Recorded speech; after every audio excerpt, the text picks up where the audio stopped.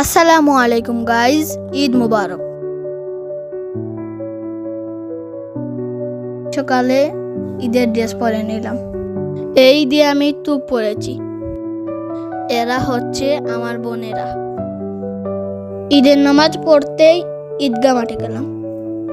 ঈদের নামাজ শেষে কুরবানি দেওয়া হলো। এরপর আমরা বেরিয়ে পড়লাম সালামি নিতে।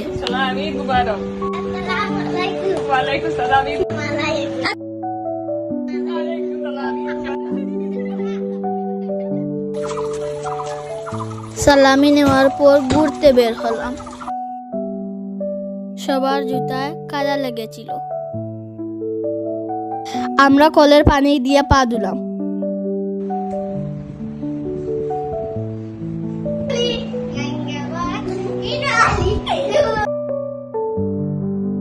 বাড়ি এসে রুটি আর মাংস খেলাম।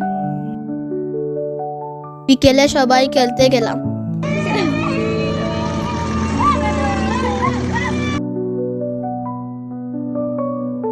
আজ এটুকুই, দেখা হবে আবার ইনশাআল্লাহ।